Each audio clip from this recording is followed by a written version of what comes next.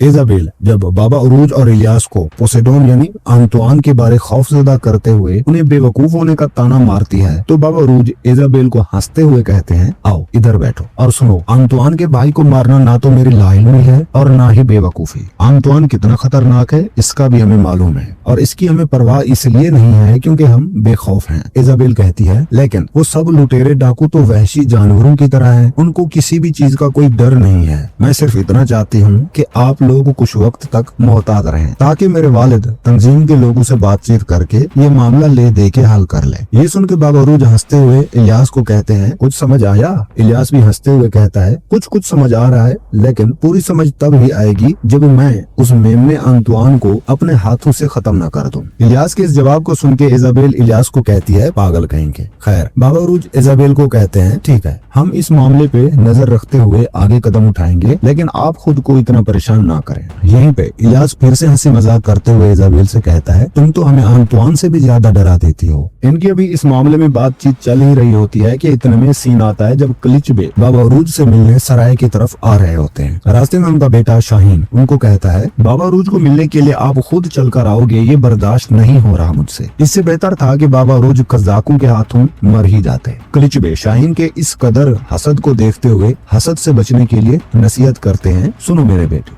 ये एक गहरा गड्ढा है, तुम बस खुद को इस गड्ढे में गिरने मत देना, इतना ही काफी है, बाकी तुमको मैं हर चीज से निकाल लूंगा। लेकिन अगर तुम इस गड्ढे में गिर गए तो मैं ना तो अपने जोरे बाजू से तुम्हें बचा पाऊंगा और ना ही अपनी इज्जत और शोहरत के बलबूते। उधर बाबा उरूज को इजाबेल कहती है, चलो ठीक है, आंतुआन वाला मामला मैं और मेरे वालिद देख लेंगे, क्या तुम अपने दूसरे सफर के लिए तैयार हो? इस सफर पे आपको एक ताजिर का सामान मंजिल तक बाहिफाजत पहुँचाना होगा। बाबा उरूज कहते हैं, ठीक है, हम हर वक्त तैयार रहते हैं। इतने में कलिचबे सराय में एंट्री करते हैं। इजाबेल का सिपाही गोलेम उनको देखकर घबरा जाता है। उनको देखते ही वो इजाबेल को जाके कहता है, कलिचबे आए हैं। ये खबर सुनते ही सब पर ऐसा सन्नाटा छा जाता है जैसे किसी ने उन्हें सांप सूंघा दिया हो। हैरानी और घबराहट में डूबे सभी लोग कमरे से निकलकर जल्दबाजी में कलिचबे से मिलने के लिए दौड़ पड़ते हैं। बाबा उरूज जाते ही कलिचबे के कदम छूते हुए उन्हें मिलते हैं, मगर कलिचबे बाबा उरूज को कदम छूने से रोकते हुए कहते हैं, तुमने हमारा सर फखर से बुलंद कर दिया है, हमेशा अपना सर ऊंचा रखो ताकि हम तुमको गुरूर से देख सकें।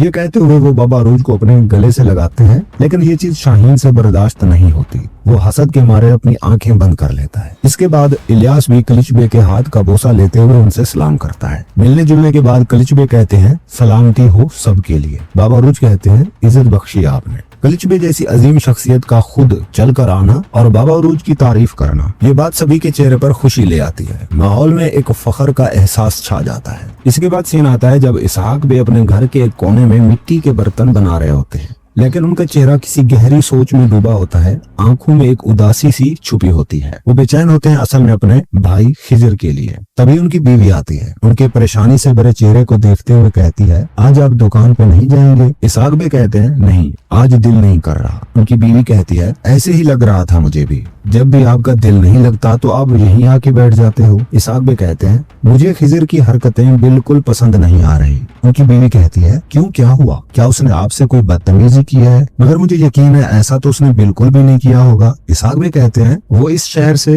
कहीं भाग गया है। पहले जब यहाँ आया तो उस्ताद सुलेमान के पास चला गया। कल मैंने जब नीको से उसका पूछा कि खिजर कहाँ है तो उसने भी मुझे कुछ नहीं बताया। मुझे लग रहा है कि खिजर फिर से जरूर कुछ उल्टा सीधा काम करने वाला है। मुझे डर है कि वो भी बाबा उरूज की तरह समुद्री दिलचस्पी ना ले रहा हो। उनकी बीवी मुस्कुराते हुए कहती है, जनाब आप तो जानते ही हैं वो खिजर है, आपकी इजाजत के बगैर वो कुछ भी नहीं करता। ये सिर्फ आपका वहम है कि वो उरूज की तरह बन जाएगा। खिजर के लिए आप बिल्कुल परेशान ना हो। इसहाक भी कहते हैं, तुम्हें लगता होगा कि खिजर और उरूज में फर्क है, लेकिन देखो तो सही, इस वक्त वो दोनों मेरे साथ नहीं है। हत्ता कि मैं ये भी नहीं जानता कि वो दोनों इस वक्त हैं कहाँ। उनकी बीवी कहती है, खिजर अक्लमंद है, वो किसी मुसीबत में नहीं पड़ेगा, अब खामखा फिक्र ना करें। मुझे लगता है कि उसको आसपास के दोस्तों की याद आ रही होगी, वो उनसे मिलने जुलने गया होगा। इतना बड़ा शहर है, इसी शहर में कहीं गया होगा, जल्दी आता होगा। इसहाक भी कहते हैं, इंशाअल्लाह वही हो जो तुमने कहा। मगर असल में होता इन सब उम्मीदों के उलट है, क्योंकि इसके बाद सीन आता है जब खिजर कालिमनोस शहर में अपनी चाल चलने के लिए तैयार खड़ा होता है और आंतुआन भी मिदेली शहर में पहुंच चुका होता है अपने भाई का बदला लेने की खातिर, वो भी इसहाक बे की सूरत में। अब इसहाक बे और उनके बीवी बच्चों का क्या होगा, अगले एपिसोड का स्टार्ट यहीं से करेंगे। मिलते हैं अगले एपिसोड में, तब तक अल्लाह हाफिज।